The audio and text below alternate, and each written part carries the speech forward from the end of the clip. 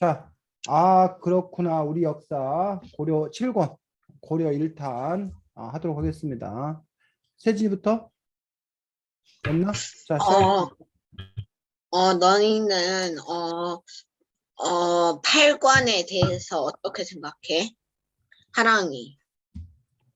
방금 끊겨서 잘 못 들었는데 다시 한번 말해줄 수 있을까? 너는 218쪽에 나와 있는 8관에 대해서 어떻게 생각해? 어,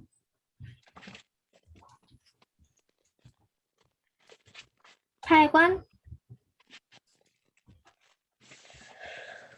8관 해. 나는 나쁘지 않다고 생각해. 종교적인 거를 잘 실천한다고 하니까 이 나라의 국교는 불교니까 아무래도 신에 대한 존중, 예의나 그런 걸 지키는 행사가 아닐까 싶어서 나는 찬성해. 아니, 민정이. 나는 팔간이 8가지 금지 상황인데 여기서 탈등하지 말 것과 도둑질하지 말 것, 능통하지 말 것, 거짓말하지 말 것, 술을 마시지 말 것, 몸을 치장하거나 노래하고 춤추지 말 것하고 제때 아니면 먹지 말 것은 나쁘지는 않다고 생각하는데 편한 자리에 앉지 말 것이라는 것이 조금 아닌 것 같았어. 왜냐면 이거는 뭐 나쁜 짓도 아니고 불교에 무슨 방해가 되는 것도 아닌데 편한 자리에 앉지 못하는 건 너무 불편할 것 같아서 이 부분 빼고는 나머지는 괜찮다는 생각이 들었어. 하경이. 나도 그 8관이 8가지 금지사항인데, 첫 번째인 살생하지 말 것이나 도둑질 하지 말 것은 사실 요즘 시대에서 법에서도 하지 말라고 규정하는 것이니까 필요하다 생각하는데, 나도 민정이처럼 그 편한 자리에 앉지 말 것이나 아니면 제때 아니면 먹지 말 것 이런 것을 조금, 사실 잘못하는 것도 아니고 그리고 큰 상관이 있는 것도 아닌데 이것까지 하면은 살짝 불편할 것이라는 생각도 들어요. 제인이.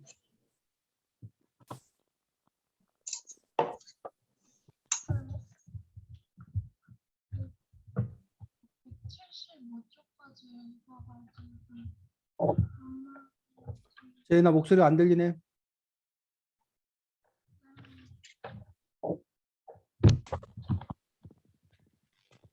말을 해봐 일단.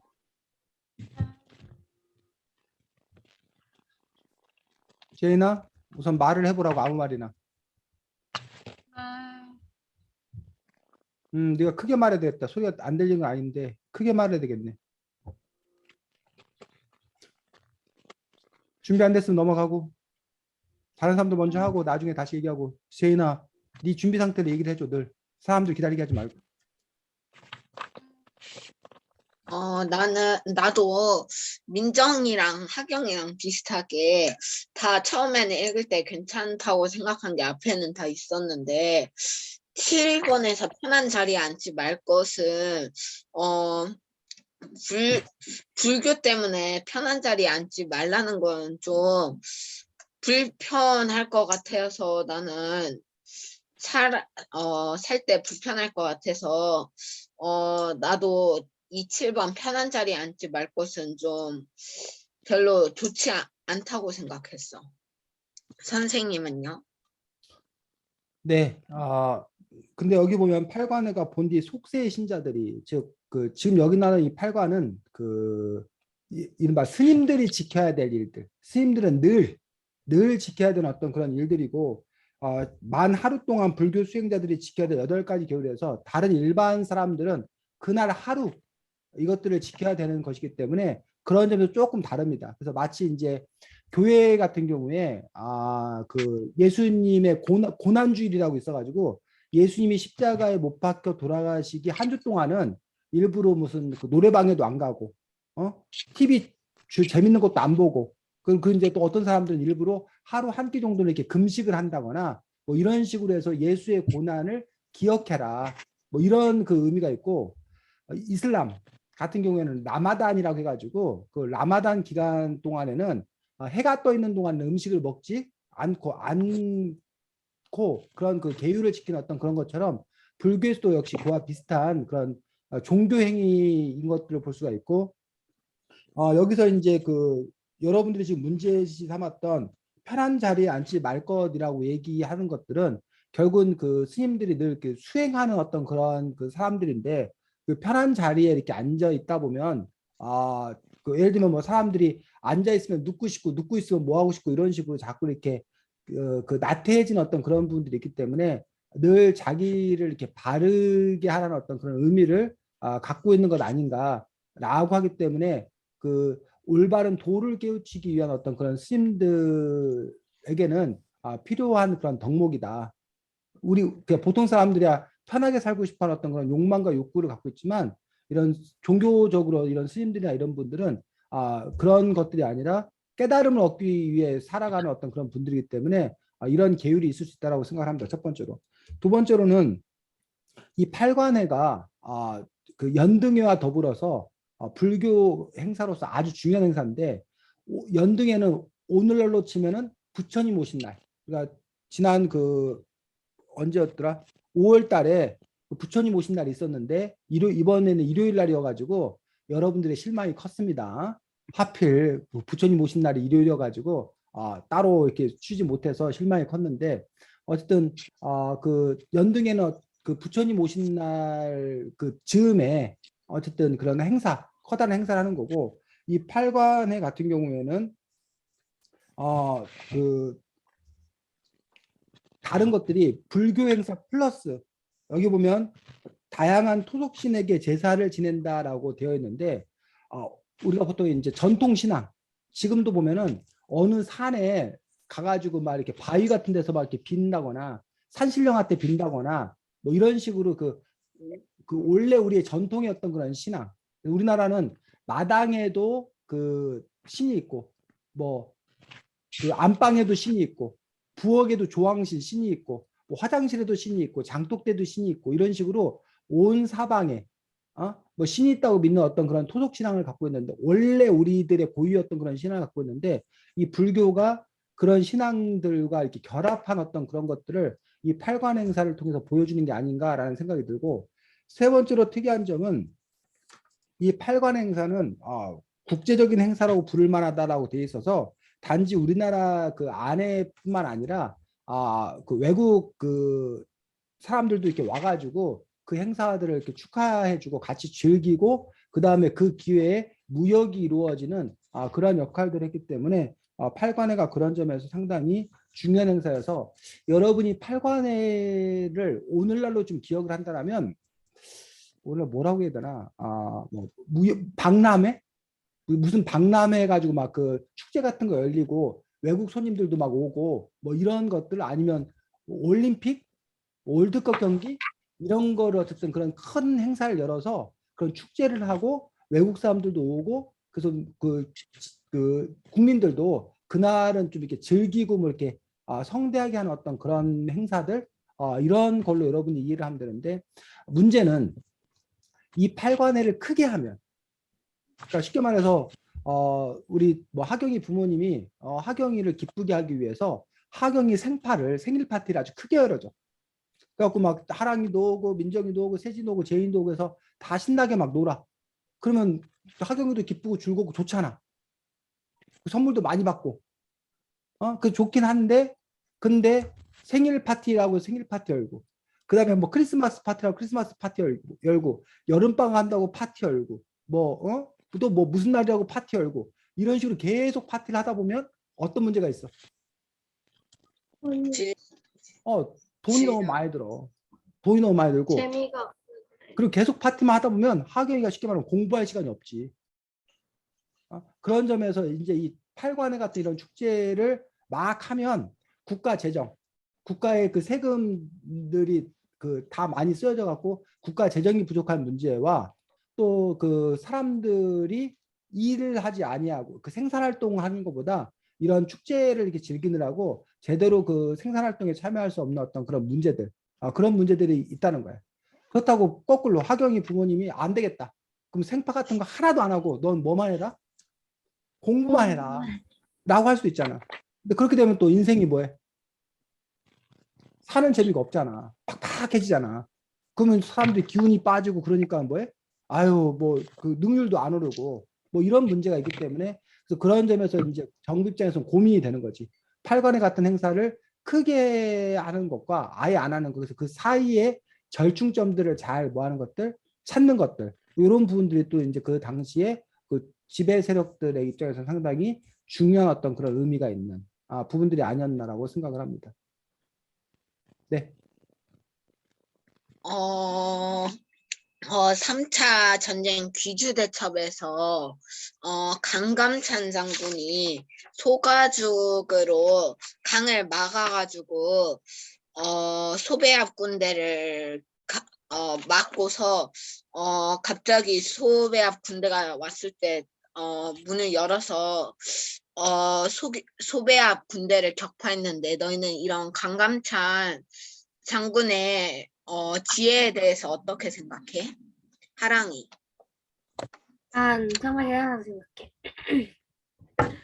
그렇게 올 때 강물을 소가죽으로 막고 그리고 그 적들을 혼란시킨 다음에 그다음에 공격한다는 게 쉬운 생각은 아니었을 텐데 그거를 생각한다는 게 너무 대단해. 민정이. 나도 하랑이처럼 정말 대단하다고 생각했어. 왜냐면 이렇게 해서 적대 여기까지 유인해서 여기서 이걸 딱 해서 우리가 다시 건너서 얕은 거보다 따라오면 딱 터뜨려서 이기려는 작전이 사실상 일반 사람으로서는 그냥 생각을 잘 못 해낼 만한 것인데 물론 강감찬 장군이라고 이런 생각이 바로 뚝딱뚝딱 나오는 게 아니라 열심히 고민을 해서 나온 답이었을 테니까 정말 대단하다고 생각해. 하경이. 나도 정말 대단하다고 생각해. 사실 그 전쟁이 물론 전투력이나 군사 수나 그 훈련 환경도 정말 중요하지만 작전이 무엇보다 중요한 것이 전쟁이니까. 그래서 이렇게 작전을 사실 어려웠을 텐데 그렇게 지혜롭게 잘 작전을 세운 것에 대해 정말 대단하다고 생각해. 제인이. 책을 조금 안 읽어가지고 잘 모르겠어. 나도 너희들과 같이 역시 강감찬은 되게 뛰어난 사람이라고 생각했어.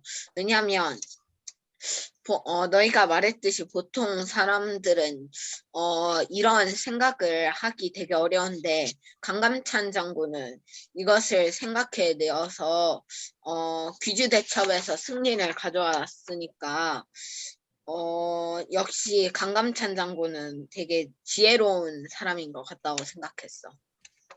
선생님은요? 네, 뭐 강감찬 장군 아주 유명한 그런 인물들입니다. 그래서 서울에 가면 낙성대라는 곳이 있습니다. 낙성대에서 낙이 떨어질 낙자고 성이 별성자, 대는 이제 문장대 무슨 대 하듯이 그 장소 이름, 그 지역 이름이 낙성대라는 곳이 있는데 서울 서울의 그 낙성대가 이제 서울대 무슨 낙성대 지금 대학 이름 아닌가 싶은데 그 대학 이름은 아니고 그 강감찬 장군이 태어난 곳, 그래서 그 낙성대, 강감찬 장군이 태어날 때 별이 뭐 하늘에 떨어졌다라는 어떤 그런 태몽, 뭐 이런 그 신화 뭐 이런 것들 갖고 있는데 어쨌든 서울에서 태어난 강감찬 장군이고, 강감찬 장군의 이 귀주대첩은 우리가 고구려 시대 때 유명한 싸움, 뭐 을지문덕의 무슨 대첩? 살수대첩. 을지문덕 장군이 수나라 군대를 격파했던 살수대첩 유명하고, 그 다음에 이 강감찬 장군이 거란군을 격파했던 이 귀주대첩, 그 다음에 임진왜란 당시에 이순신 장군이 그 바다에서 적들을 이렇게 하객진 포위해가지고 이렇게 완전히 물리쳤던 한산도 대첩. 요게 이제 우리나라 전쟁사에서 3대 대첩, 아주 크게 승리를 거둔 그러한 대첩으로 손꼽히는 것들 중에 하나입니다. 그래서 강감찬 장군의 어떤 이러한 그 놀라운 어떤 그러한 성과, 이 분들에 대해서는 우리 그 민족의 입장에서는 상당히 자부심을 갖는 그런 일로 평가받고 있습니다. 여러분들이 책 100쪽을 잠깐 보시기 바랍니다. 100쪽. 책 100쪽.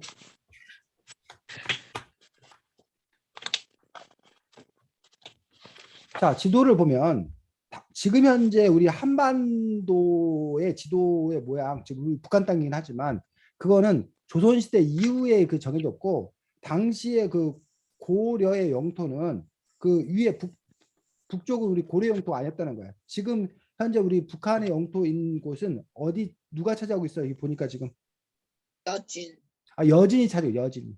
그리고 지금은 중국의 영토이긴 한데 고구려 당시에는 우리의 영토이기도 했던 곳들은 누가 차지하고 있는 거야? 거란. 이 거란이 차지하고 있는 거야. 그 우리 지난번에도 우리 잠깐 얘기했었는데 이 거란이 세력을 키우면서 나중에 나라를 만드는데 이 나라 이름이 무슨 나라인지 혹시 알아? 거란이 세운 나라가? 요 나라, 요 아, 나라. 근데 이 거란이 이 북방민족들은 늘 꿈을 갖고 있어. 무슨 꿈을 갖고 있냐면 중국을 삼킬, 중국 전체를 통일할 그런 꿈을 갖고 있어. 그래서 그 당시에 중국 본토에는 어떤 나라가 있었던 거야? 송나라. 그래서 우리나라와 고려는 송나라하고는 친교를 맺고 거란 이런 북방민족들은 우리가 별로 무식한 놈들이라고 안 좋아했다고 얘기를 했었지. 그래서 그때 선생님이 한참 그 지난번에 서희의 외교단판 설명을 열심히 했었는데 기억나? 2주 전인가 3주 전에. 네. 그때 이제 서희가 가서 1차 거란이 침략했을 때 외교단판을 해가지고 그 거란군을 물리쳤다고 얘기했는데 사실은 거기에는 조건이 있었다고 했어. 무슨 조건? 앞으로 우리가 거란 너희를 뭐해? 잘 떠받들게요. 우리가 형님 대접할게요. 라는 그런 약속이 있었던 거야.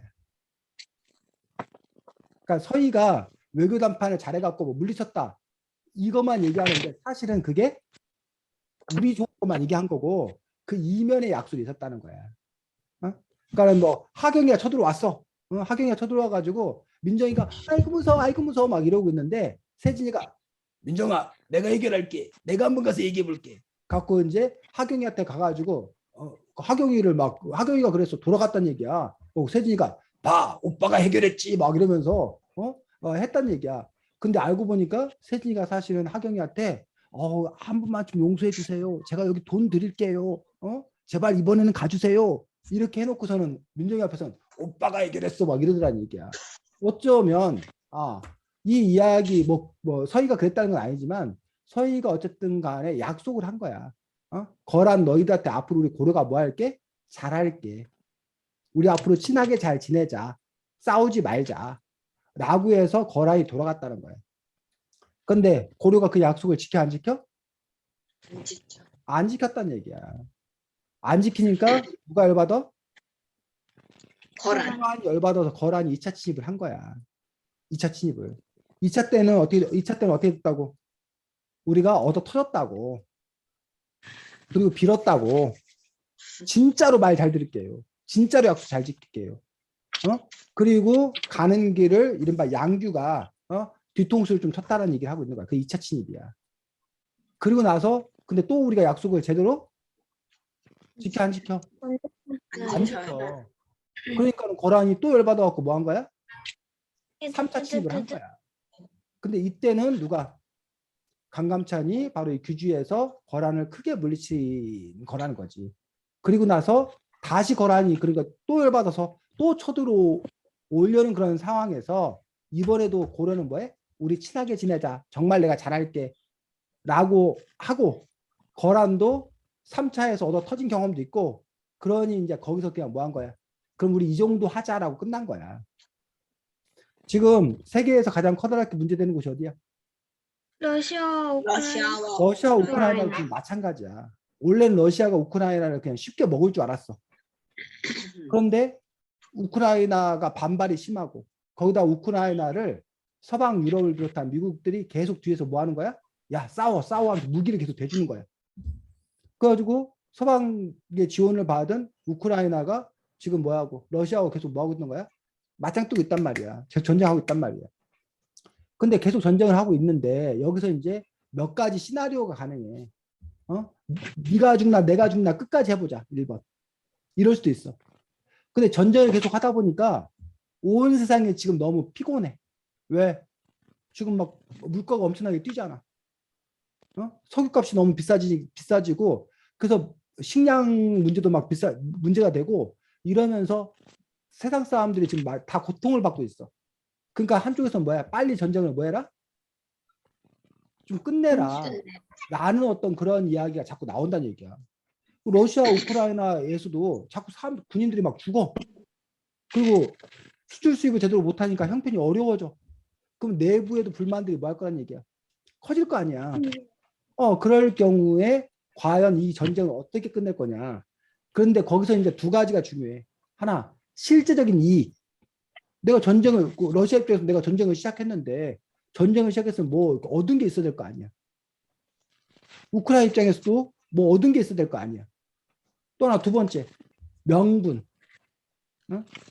아까 폼나게 어쨌든 뭐 그러면 어떻게 해서 폼나게 끝내야 될 거 아니야. 그런 점에서 과연 이 문제를 어떻게 또 슬기롭게 해결해 나갈 것인 건가 라는 부분에 따라서 앞으로 러시아 우크라이나 전쟁의 양상들이 뭐 할 거라는 얘기야? 달라진 어떤 그런 부분이 있을 거라는 얘기야. 그래서 그런 점에서 전쟁이 나는 상황과 그 전쟁이 나지 아니하고 그것들을 잘 뭐해? 무마하는 어떤 그런 상황과 그 부분들이 어떤 때는 그것들이 전쟁으로 나고 어떤 때는 그것들이 그냥 말싸움마다 끝나거나 아니면 그냥 오히려 손을 잡고 친하게 지내던가. 이거는 여러분도 마찬가지라는 얘기야. 하경이가 반 친구하고 어떤 때는 막 말씨름을 해. 어떤 때는 막 머리끄댕이 잡고 막 싸워. 야 이년아 하고 막 머리끄댕이 싸워. 그러니까 그 상황이 어떤 상황에서는 머리끄댕이 잡고 싸우는데 어떤 상황에서는 그냥 말만 내뱉고 끝나고 어떤 상황에서는 그냥 겉으로는 친한 척하고 어떤 때는 실제로 친하고 그 차이가 뭐냐라는 어떤 그런 부분들이 사실은 국가 단위, 개인 단위, 본질적으로는 거의 비슷하다는 거지. 그리고 역사적으로도 거의 마찬가지인 어떤 그런 부분들을 볼 수가 있고 어쨌든 우리가 그 일방적으로 얻어 터지고 그 고난을 당하는 것보다야 그나마 이렇게 뛰어난 장군이 있어서 또는 잘 훈련된 군사들이 있어서 적들을 물리쳐서 우리 수를 지켰다는 점에서는 우리의 입장에서 보면은 상당히 자랑스러운 그런 일이라고 생각합니다. 진행. 너희는 저번에 읽었던 한국사 편지와 지금 하고 있는 그렇구나 우리 역사의 이 책 중에서 그렇구나 우리 역사가 한국사 편지와 비교했을 때 어떤 면이 더 좋은 점인 것 같아? 하랑이.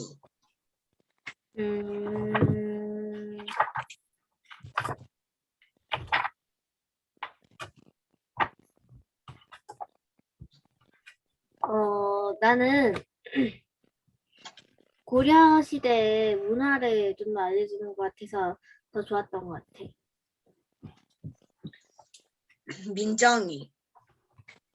그게 한국사 편지는 그 고려 시대만 한 게 아니라서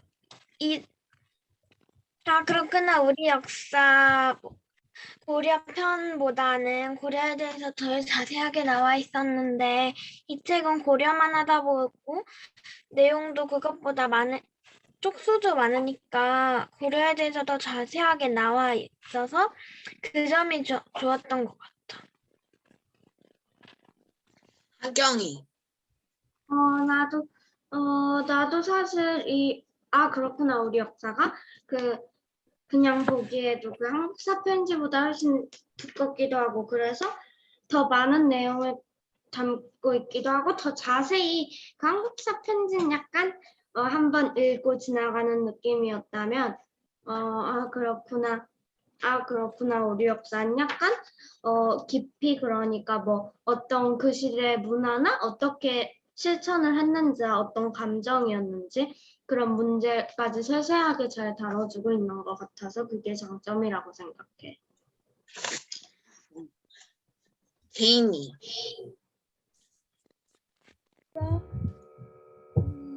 나는 조금밖에 못 읽긴 했어도 또 뭔가 내용이 흥미가 있거나 관심 있는 내용들이 좀 많았어. 나는 그 한국사 편지보다 그렇구나 우리 역사 이 책이 좀 더 섬세한 부분을 더 담고 있는 것 같아서 예를 들면 많은 한국사 편지에 나오지 않았던 유물들을 또 소개해주고 있는 부분들도 있어서 그분이 그렇구나 우리 역사 한국사 편지보다 더 나은 점인 것 같아. 저는 선생님은요? 자, 저도 개인적으로는 이 그렇구나 우리 역사 시리즈가 여러분이 읽을 수만 있다라면 더 한국사 편지에 비해서 더 좀 더 이렇게 더 많은 공부가 된다고 해야 되나? 더 많은 도움이 된다고 되는 책이라고 생각합니다. 그래서 그렇다고 뭐 한국사 편지, 그러니까 그 사람마다 그 상황에 따라서 아이들한테 좋은 음식이 있고 뭐 어른들한테 좋은 음식이 있고 뭐 이렇게 사람마다 다른 어떤 그런 부분도 있듯이 그런 점에서 한국사 편지보다는 이 그렇구나 이 시리즈가 조금 한 단계 더 수준이 좀 더 있는 그런 책 아닌가 싶어서 그래서 뭐 우선은 한국사 편지를 보고 그걸 바탕으로 해서 또 이제 이 그렇구나 이 시리즈를 다시 한번 보게 된다라면 조금 더 이렇게 체계적이고 깊이 있는 어떤 그런 지식을 쌓을 수 있다라고 생각이 들고 여러분들 책 잠깐 141쪽을 보도록 하겠습니다. 141쪽. 예. 어떻게 볼 것인가라고 하면서 그 묘총의 난을 어떻게 볼 것인 건가라는 부분에 대해서 묘총의 난이라는 거 자체가 붙으면 일단 반란, 난리, 좋지 않은 부정적인 어떤 그런 의미를 가지고 있습니다. 그래서 지금은 여러분들이 역사 속에서 동학농민운동이라고 우리가 그 역사적 평가를 받고 있지만 조선 정부는 동학의 난이라고 표현했던 거예요. 그런 부분들. 그다음에 뭐 지금은 광주 민주화 운동, 1980년 광주 민주화 운동으로 평가받고 있지만 그 당시 전두환 정권에서는 광주 폭동이라고 광주 반란 뭐 이런 식으로 이제 이렇게 난이라고 붙였었는데 이 책에서는 어쨌든 묘총의 난을 어떻게 볼 건가라는 부분에서 그 여러 가지 어떤 다른 시각들을 함께 보여주고 있고 자 특별히 141쪽 마지막 문단을 세진이가 읽어주도록 하겠습니다. 마지막 문단.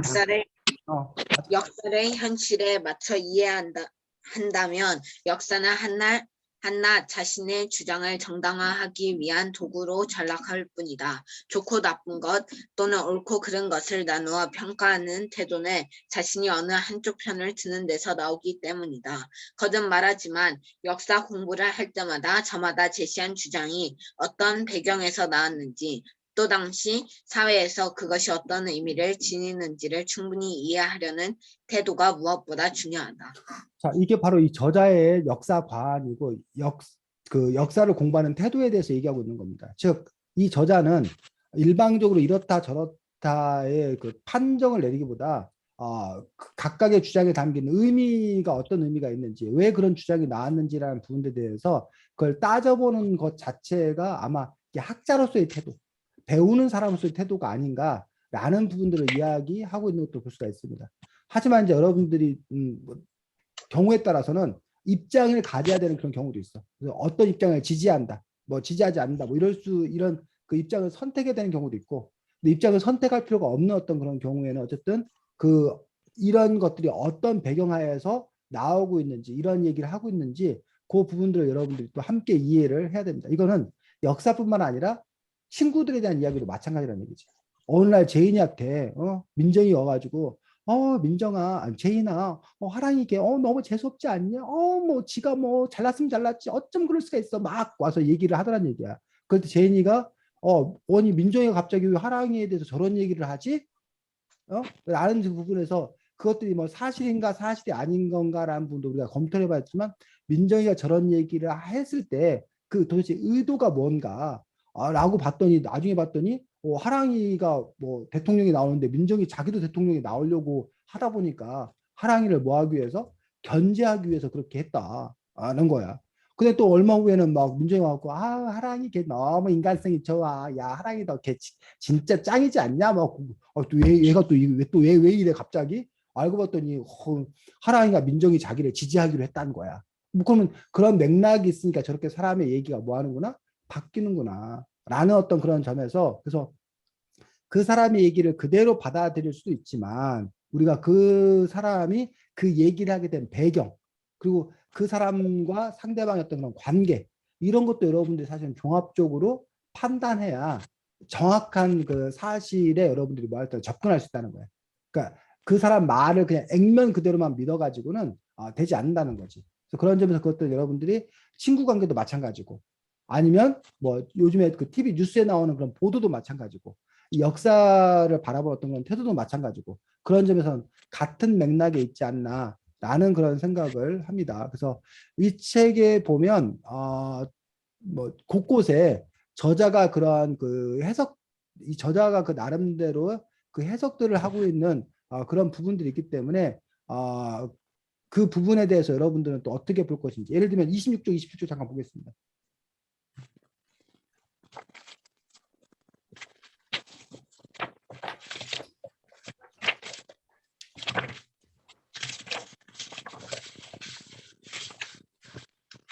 자, 26조 27쪽에 보면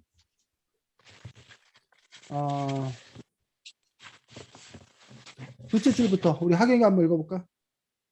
몇 쪽인지 한 번만 다시 26쪽 27쪽 26쪽이요? 26쪽 여기 그림 이렇게 돼 있는데 네.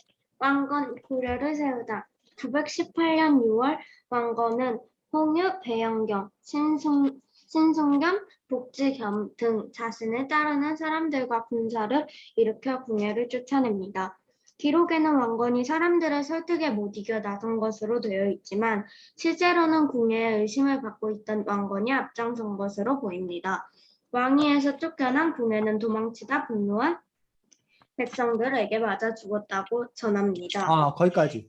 그래서 기록에는 왕건이 사람들의 설득에 못 이겨 나선 것으로 되어 있지만 근데 거기까지는 기록이야. 역사적 기록. 근데 실제로는 궁예의 의심을 받고 있던 왕건이 앞장선 것으로 보입니다라고 되어 있는데 이게 무슨 말이냐. 궁예가 원래 보스야, 보스. 왕건은 그 밑에 쫄다고 부하였어. 근데 그 왕건이 누구를 자기가 모시던 궁예를 뭐하고 제끼고 자기가 왕이 됐다는 얘기야. 그러면 나쁘게 말하면 그건 뭐야? 궁예 입장에서는 배신당한 거잖아. 왕건이 반란을 일으켜서 자기가 배신당한 거란 말이야. 그러면 왕건을 우리가 배신자라고 봐야 되느냐? 그러면 우리 역사에 궁예 입장에서 서술한다라면 왕건이 자기가 모시던 왕을 제끼고 자기가 왕이 될 욕심에 했던 그런 나쁜 놈들 이렇게 쓸 거 아니야. 근데 우리가 네. 보통 역사는 승자의 기록이다 하고 있는데 왕건의 입장에서 그렇게 쓸 수는 없는 거란 얘기야. 그 왕건은 난 안 하려고 했었는데 다른 애들이 하도 저 궁예가 못돼 먹었으니 이대로 했다가는 고려가 망한다. 그러니 왕건이 제발 뭐 하세요? 나서 주세요. 그래서 어쩔 수 없이 내가 뭐 한 거다? 나선 거다. 라고 얘기를 해야 그럴듯해 보이잖아. 그래서 여러분도 가끔 그러지. 뭐 밥 먹기 싫어. 뭐 막 이렇게 하는데 배가 너무 고파. 근데 내가 밥 먹기 싫어했는데 밥을 먹을 수는 뭐해? 밥 먹고 가겠다는 얘기는 좀 없어 보이잖아 사람이. 그러니까 이제 동생을 푹 찔러. 그 동생이 뭐 누나 좀 먹어. 누나 이러다가 안 먹으면 내 저기에 그러면 이제 여러분이 뭐라 그래? 못 이기는 척하면서 그래 네 소원이니까 내가 들어준다. 네가 그렇게 애타게 말하니 내가 먹어주지.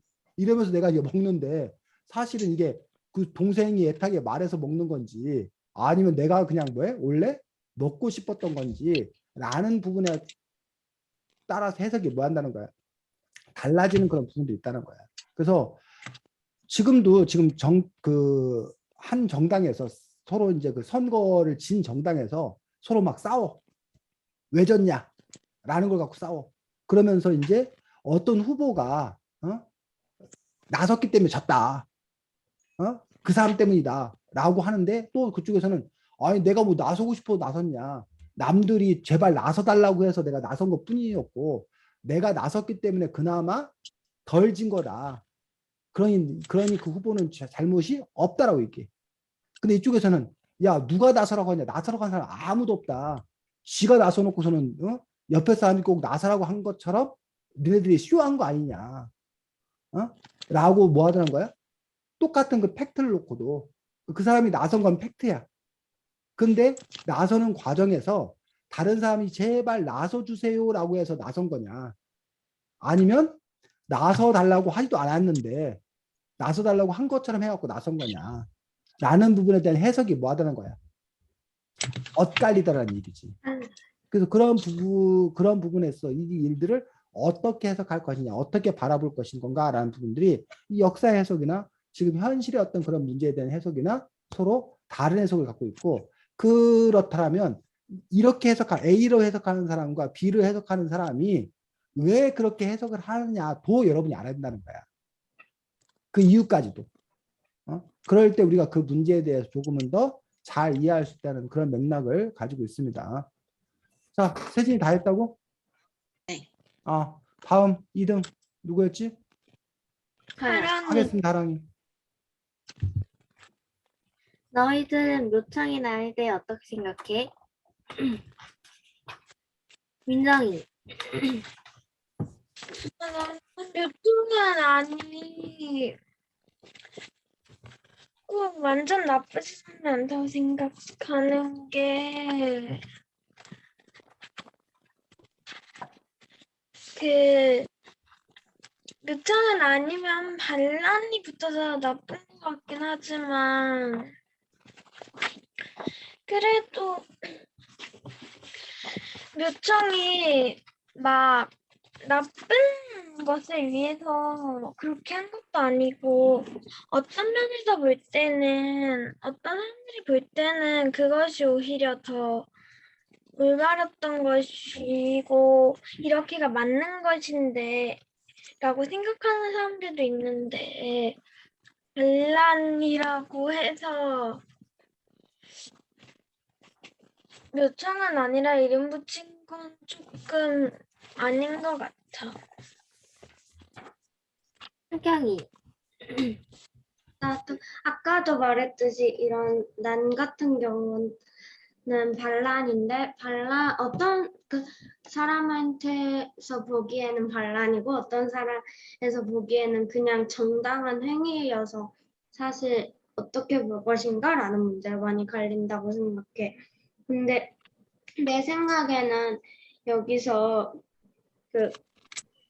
크게 나쁜 거 그런 것도 아니고 그리고 그 역사에 대한 해석은 시대가 바뀌면서 계속 달라진다고 하니까 꼭 완전 나쁘다고 보기도 어렵고 또 어떤 사람에게는 좋고 나쁜 것이 갈리겠지만 그래서 어떤 것으로 단정하는 게 어렵다고 생각해. 세진이. 나는 묘청이 망국의 한을 품고 독립운동을 모색해가지고 금나라 정벌을 주장했는데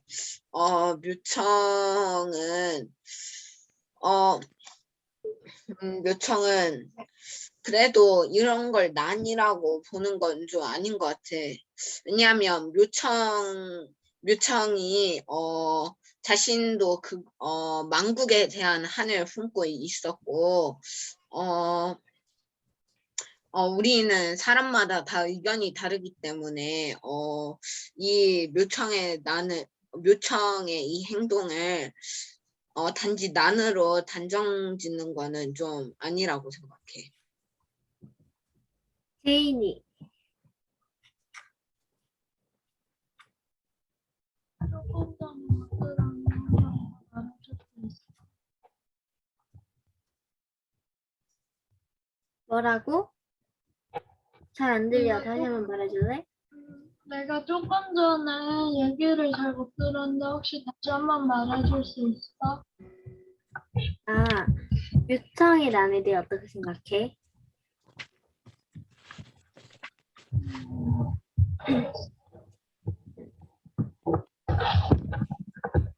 난 잘 모르겠어.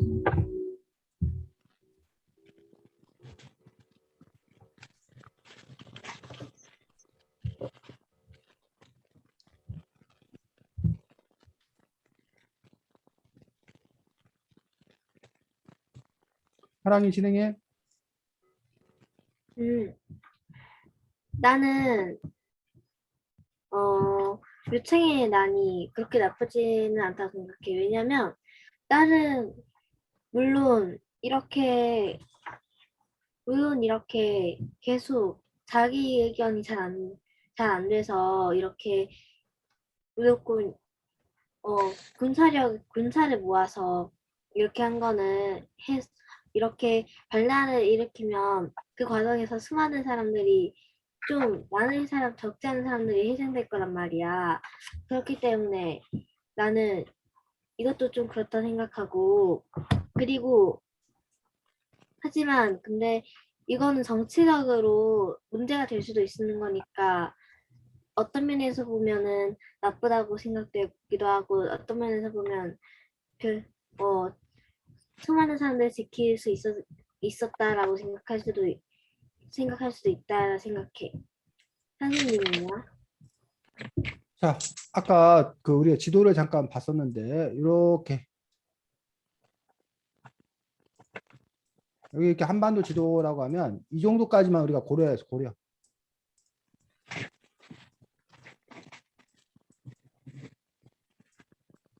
여기가 아까 어디? 거란. 거란이 세운 나라가 무슨 나라라고? 요나라. 이 나라, 이 나라. 그리고 나서 여기는 여진족이 있어, 여진족. 그러니까 우리가 보통 북방민족이라고 말하는 거가 뭐 거란족, 여진족, 말갈족, 뭐 몽골족, 뭐 돌골족 여러 족속들이 있는 거야. 우리는 한족이고, 그러니까 우리는 한민족이고. 근데 어쨌든 여진이라는 나라가 나중에 세운 나라가 뭐야? 금나라를 세워. 여진은 나라를 두 번 세워. 한 번은 금나라, 또 한 번은 나중에 후금이라고 세웠다가 나중에 청나라, 조선시대 중반 이후에. 근데 이 거란이 세운 요 나라는 아까 그 고려와 뭐 싸우고 뭐 하다가 곧 사라져. 그러고 나서 대신에 이 여진의 금나라가 패권을 차지하고 이 여진의 금나라는 어디까지 중국까지 먹어. 여기를 다 먹어. 큰 나라가 돼. 이 금나라가. 그러면서 이 여진의 금나라가 누구한테? 고려한테 뭐라고 그래? 사대 관계. 무릎 꿇으라고 그래. 무릎 꿇으라고. 근데 고려 입장에서 이제 그러면 이제 두 가지야. 그러니까 쉽게 말해서 세진이가 보기에 하경이가 찌질했단 말이야.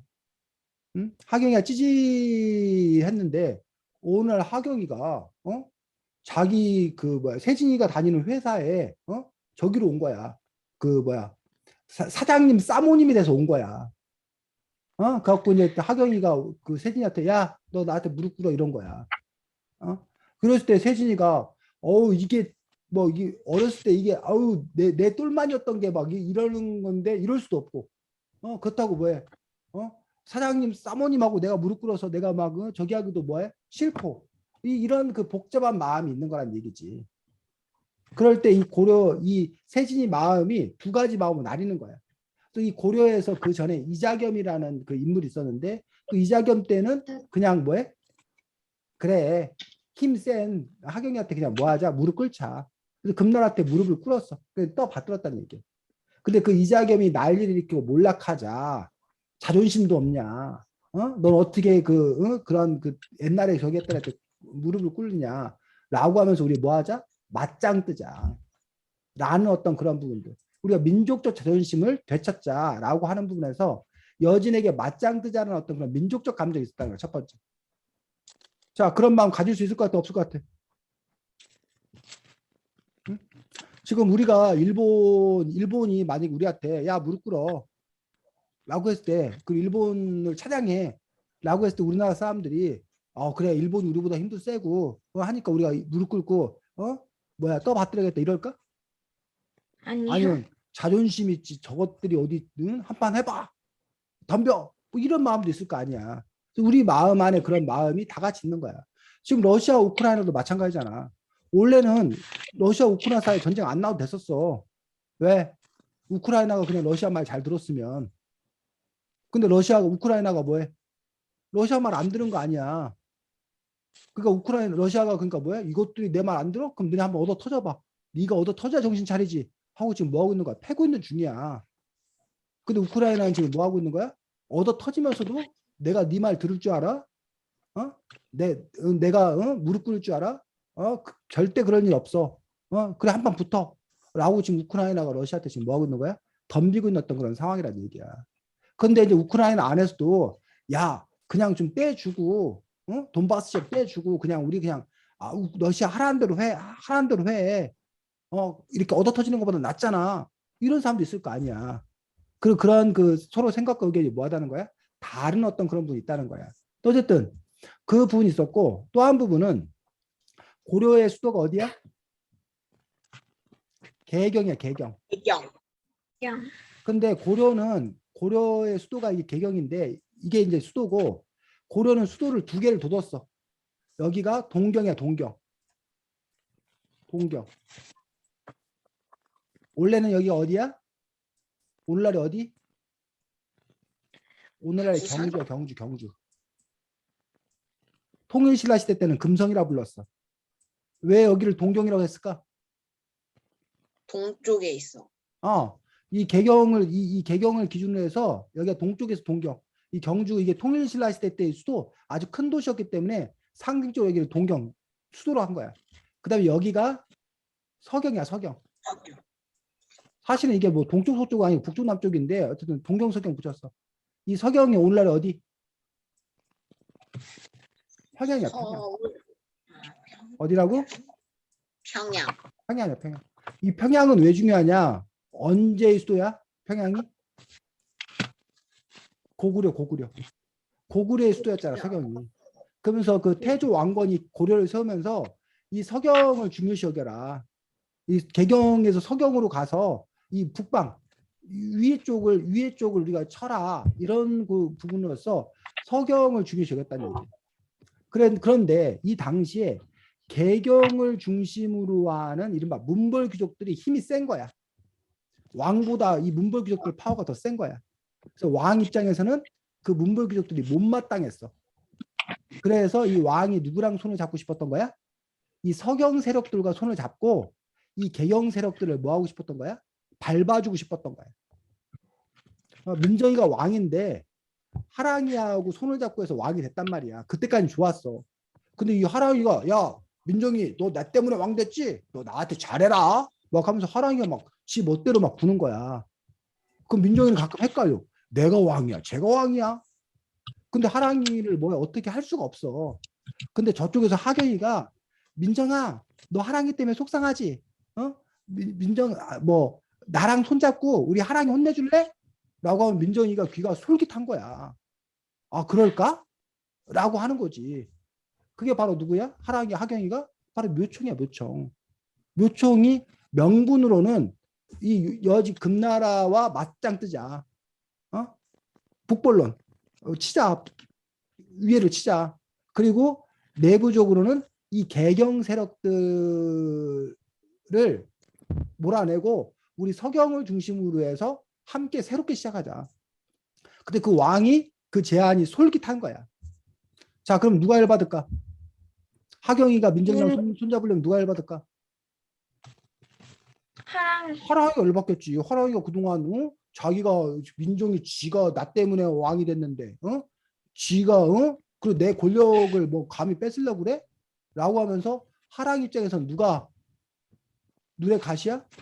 하경이 저것이 민정이를 꼬셔갖고 저렇게 한단 말이야? 저거 홍구멍을 내야 돼. 라고 생각하고 이 개경의 이 세력들 입장에서는 금나라하고 뭐 맞짱을 뜨겠다고 그러다가 금나라하고 전쟁 나면 얻어 터지고 우리나라만 망하는데 우리나라 백성들만 어려운데 지금처럼 그냥 대충 그냥 아이고 잘 모시겠습니다 해도 괜찮은데 왜 맞짱을 뜨려고 그래? 라는 어떤 그런 외교 정책의 차이도 있었고 그런 이유로 하랑이가 민정이한테 가서 야 너 하경이랑 친하게 지낸다면서 너 진짜야? 네가 나를 배신할 수 있어? 너 한번 당해볼래? 막 이렇게 한 거야. 그러니까 민정이가 왜 겁먹어가지고 보니까 하경이보다 하랑이 여전히 힘이 센 것 같아. 그러니까 민정이가 뭐라고 그래? 하경이한테 미안해. 없었던 일로 할게. 나 그냥 하랑이랑 잘 놀 거야. 이런 거야. 누가 열받아? 하경이. 그게 하경이 열받는 거지. 하경이가 뭐 저딴 게 다 있어. 그러면서 민정이한테 알았어. 너 나랑 안 놀 거면 놀지 마. 나 혼자 저기 할 거야. 하면서 이 묘청이 그러면 내가 여기다 새로운 나라를 세우겠다는 거야. 그 자기가 새로운 나라를 세운 거야. 이 서경을 중심으로 해서. 그랬더니 그럼 이제 또 누가 열받아? 응? 누가 열받아? 민정이랑 하랑이 열받는 거지. 민정이랑 하랑이 열받아서 이거 뭐 새로운 나라를 세워? 네가 발랄 일으키겠다는 얘기야? 하고 이제 이걸 가가지고 여기를 이제 뭐 한 거야? 진압하게 되는 것들을 볼 수가 있다는 거지. 그래서 이거를 여러분들이 묘청의 난을 어떻게 볼 거냐라는 부분에서 우리가 그 대외 관계로만 놓고 보면 자주외교, 금나라 외세 금나라에 맞서서 무릎 꿇지 아니하고 당당하게 맞서 싸우자. 묘청이 멋져 보이지. 근데 그거를 반대하는 그 찌질한 것들과 달리 끝까지 싸우자라는 어떤 그런 부분에서 이게 묘청의 패기가 대단하다 이렇게 볼 거냐? 아니면 묘청이라는 건 새로운 그 당시에 기득권을 갖고 있던 개경 세력을 몰아내려다가 실패한 그래서 자기들이 새로운 세력을 잡고자 했으나 실패한 사람들이 권력을 잡기 위해서 뭐 한 거냐? 그냥 자기들의 권력을 찾기 위한 그런 그 부분으로서 명분을 내세워서 난리를 일으킨 거냐? 이런 부분에 대한 해석들은 서로 달라질 수 있다는 거죠. 뭐를 중점에 놓고 보냐에 따라서 그 해석은 다르게 해석되는 어떤 그런 부분들을 볼 수가 있습니다. 그래서 우리 역사상에 보면 그러한 일들이 몇 번 있어. 그래서 조선 후기 같은 경우 이른바 그 3.1천하로 끝났던 그 갑신정변이라고 있어서 김옥균, 서대필 뭐 이런 젊은 사람들이 노땅들이 맨날 권력 차지하고 있고 청나라 섬기고 있고 하니까 이래갖고 나라 안 된다. 그래갖고 쿠데타를 일으켜. 근데 3일 만에 뭐해? 실패하게 되는 그 부분들도 정말 나라를 새롭게 바꾸기 위한 어떤 그런 시도냐 아니면 단지 자기들이 뭐해? 권력을 차지하게 어떤 그런 부분이냐에 대한 평가는 또 뭐해? 엇갈릴 수 있는 어떤 그런 부분들을 볼 수가 있다는 거예요. 또 박정희 그 대통령 같은 경우도 박정희 장군이 당시에 제2공화국을 무너뜨리고 자기들이 쿠데타를 일으켜가지고 대통령이 된단 말이에요. 그들은 그래서 그 일들을 혁명이라고 불러. 하지만 다른 그 당시 정부 입장에서는 군사 쿠데타라고 부르는 어떤 그런 부분에 있어 그 부분들도 역시 새 나라를 만들기 위한 결단이냐 아니면 자신들이 권력을 차지하기 위한 어떤 그런 야비한 어떤 그런 수단이냐라는 부분에 대한 어떤 그런 평가들은 또 달라진 어떤 그런 부분들을 볼 수가 있습니다. 그래서 묘총의 어떤 그런 여기 난이라고 지금 기록되어 있는데 그 부분들을 어쨌든 이렇게 평가가 여러 가지 또 평가 있는 것도 볼 수 있습니다. 하랑이 다 했어 아니면 다 했어요. 다음이 누구야? 저요. 민정이. 너희들은 이 책에서 궁금한 부분이 있었다면 뭐였어? 하랑이. 난 딱히 없었어. 세진이. 나도 딱히 없었어. 하경이. 나도 여기 그 한국사 편지보다 아무래도 더 많은 내용이 자세히 들어가 있어서 딱히 많이 없었어. 제인이는 화장실 가서 지금 없답니다. 진행해. 나는 이 책에서 고려 때는 재혼도 가능하고 그나마 조선에 비해서 여성 차별이 덜 그랬는데 왜 갑자기 조선에서 갑자기 그렇게 여성 재혼 금지 한 남편만 따르고 남편은 재혼 가능 뭐 이렇게 했는지 그 부분이 조금 궁금했던 것 같아. 선생님은요? 네, 저도 이 글을 읽으면서 여러 가지 오히려 궁금했던 것들이 풀리는 그런 부분들이고 딱히 그런 부분은 없고 민정이가 얘기했던 부분을 잠깐 얘기하도록 하겠습니다. 그래서 우리가 고려라는 나라와 조선이라는 나라를 많이 이제 이른바 VS 두 가지를 이렇게 비교하는 어떤 그런 부분이 있는데 고려는 이른바 불교 사회였고 조선은 유교 중에서도 특별히 성리학을 기반으로 둔 그러한 사회였다고 얘기를 합니다. 그러다 보니 여러 특징들이 드러나는데 아까 그 민정이가 그 제기했던 그런 부분들에서 남녀의 어떤 그 성 역할 이런 부분들에 대해서도 고려와 조선의 분위기가 많이 달랐다라고 얘기를 하고 있어서 이른바 남성 중심의 그런 그 큰아들 중심의 그런 또 이렇게 그런 엄격한 그 질서 그런 것들은 조선시대 유교 성리학의 어떤 그런 영향에 기인한 거다라는 어떤 그런 부분들을 볼 수 있기 때문에 그래서 우리는 보통 옛날 역사에서 우리가 남녀를 이렇게 차별하고 뭐 이런 것들이 남아 선호상 남자를 더 중요시하고 이런 것들이 오랜 역사를 갖고 있는 거라고 우리는 당연히 생각했었는데 알고 보니 지금 우리가 살고 있는 바로 앞 세대 조선시대 때 그것들이 시작된 거고 그 이전에는 다른 모습이었다라는 어떤 그런 사실 때문에 이렇게 그 당시의 어떤 그런 중요한 사상 그 당시 사람들의 어떤 그런 생각 이런 거에 따라서 얼마든지 바뀔 수 있는 거구나 라는 부분들을 이런 책을 통해서 그러니까 우리 역사를 통해서 우리가 확인할 수 있는 것들을 볼 수가 있습니다. 그래서 우리가 역사를 공부하는 이유들 중에 하나가 자기한테 유리한 거 뽑아쓰려고. 그래서 남녀 평등을 주장하는 사람들이 자꾸 이제 남녀 평등했던 과거 시대를 자꾸 끌어들여서 야 옛날에는 이랬어. 옛날부터 이랬어. 그러니 지금도 그래야 돼. 라는 식의 어떤 그런 이야기들을 이렇게 끌어다 쓰는 어떤 그런 부분들을 또 볼 수가 있고 그래서 그 부분이 더 이렇게 주목받는 어떤 그런 부분들 더 띄우게 되는 어떤 그런 부분들을 볼 수가 있습니다. 그래서 여러분들이 우리 역사를 가르치고 역사를 배울 때도 특정한 시기에 어느 인물이라든가 어느 역사를 막 강조하는 경우가 있어. 근데 그러면 거기에도 다 뭐가 있다는 거야? 숨은 의도가 있다는 거야. 왜 하필 그 역사를 강조하는 거야? 선생님이 여러 분만 했을 때 발해 역사를 거의 우리 역사로 안 다뤘어. 부여 이런 역사 우리네 역사를 거의 안 다뤘어. 고조선 얘기도 별로 안 하고 고구려 얘기도 별로 안 했어.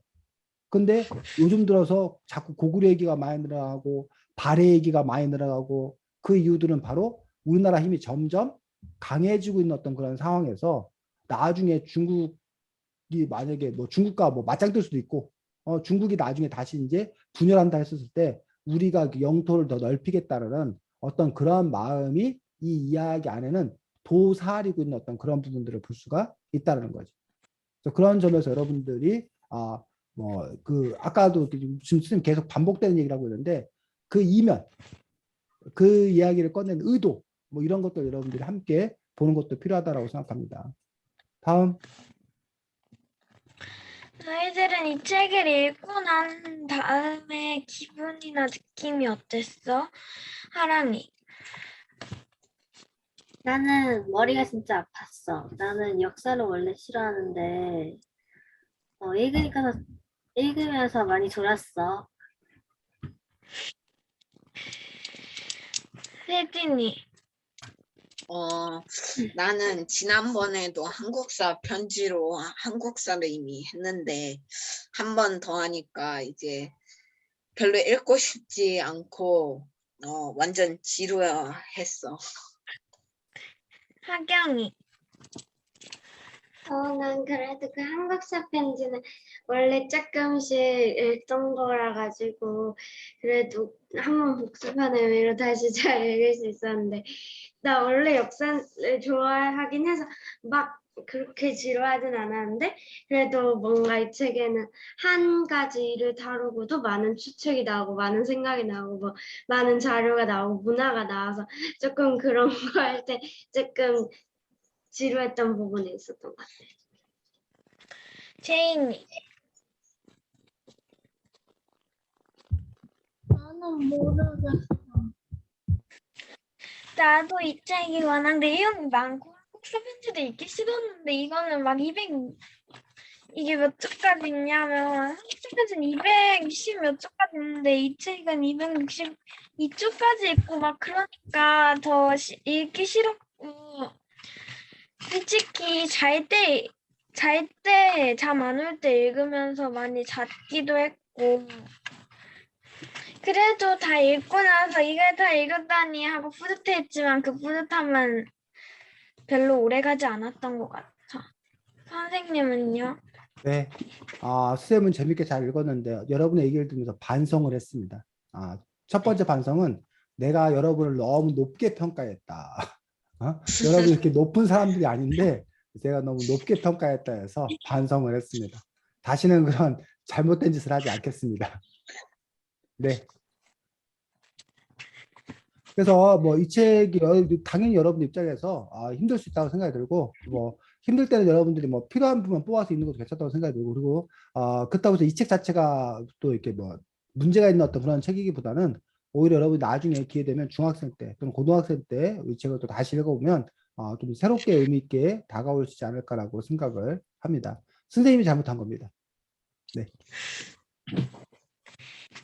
저는 여기까지 할게요. 네. 다음 하경이. 네. 너희는 여기서 궁예는 왜 스스로를 미루기라 했을까라는 주제에 대해서 여기서는 자신이 중생을 구원해 존재임을 과시하기 위해서라고 말했는데 너희는 왜 궁예가 스스로를 미루기라 불렀다 생각해? 민정이. 나는 궁예가 백성들이 자신을 더 우러러보게 하고 자신의 힘을 더 과시해서 내가 이렇게 강한 사람이니까 함부로 뭐 대들거나 반란하거나 하지 말라라는 의미로 사용했던 것 같아. 세진이. 나는 궁예가 자신의 왕권을 지키고 자신을 우러라 볼 수 있도록 자신을 미륵이라고 표현한 것 같아. 사랑이.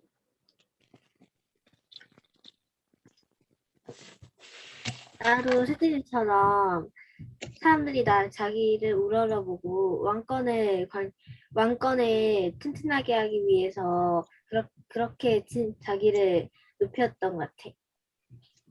태인이.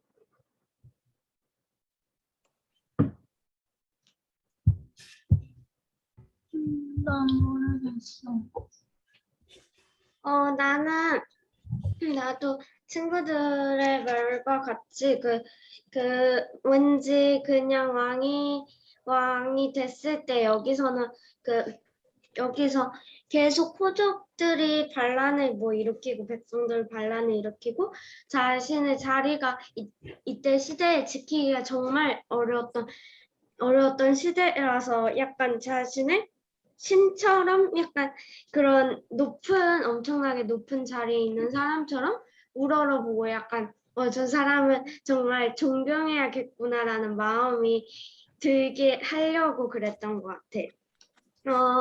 그러면은 너희는 여기서 그렇구나 우리 역사가 15권까지 있다가 나온다고 나는 15권 15권인가 14권까지 나왔다고 들었는데 너희는 이 책으로 읽고 싶은 특정한 시대나 사건이 있어? 민정이. 나는 솔직히 말하면 이 책으로 해서 딱히 읽고 싶은 시대나 그런 건 없어. 혜진이. 나도 마찬가지로 읽고 싶은 부분은 없는데 딱히 고르자면 가장 읽기 쉬운 고조선 이야기를 읽을 것 같아.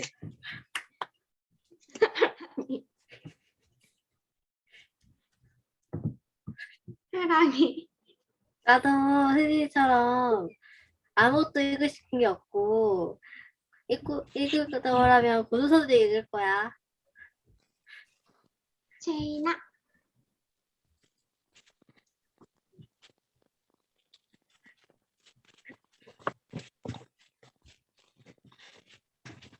제이나. 응.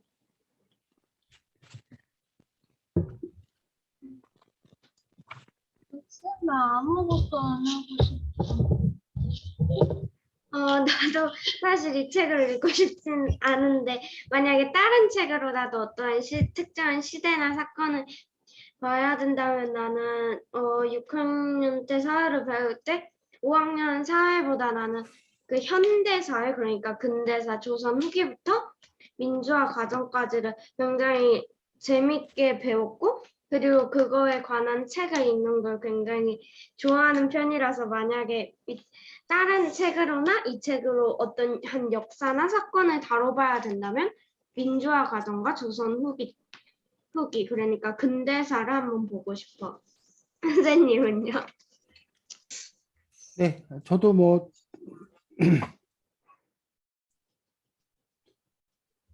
특별히 저는 뭐 이 책 시리즈 어느 시대에 특별히 관심 갖는 건 아니고 그냥 뭐 전반에 대해서 관심 갖고 싶고 근데 한국사보다는 저 요즘에는 세계사 시간이 된다라면 세계사 공부를 좀 해보고 싶고 특히 중국사를 공부해보고 싶은 생각을 갖고 있습니다. 끝이에요. 응? 끝이에요.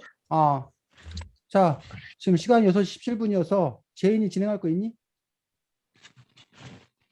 자, 다음 주에는 책이 몽실언니입니다. 권정생 선생님이 쓰신 장편동화 몽실언니여서 우리 뭐 아주 유명한 책, 그 스테디셀러라고 그러지 아주 유명한 책입니다. 그래서 다음 주에는 이 몽실언니 가지고 다음 주에는 제인이가 일본어로 하도록 하겠습니다. 쌤 잊어버리더라도 꼭 얘기해. 제인이가 다음 주에 일본어로 한다고. 제인 알겠니?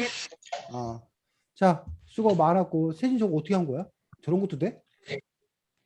저거 네. 베타 어? 아바타 되는 것 같아요. 여기 이제 이런 줌의 아바타 기능도 돼 이제? 그런 것 같아요. 신기하네. 저 너구리야? 아니에요. 개야? 여우. 여우? 여우예요. 저 여우 같은 놈. 자, 안녕. 잘 지내시기 바랍니다.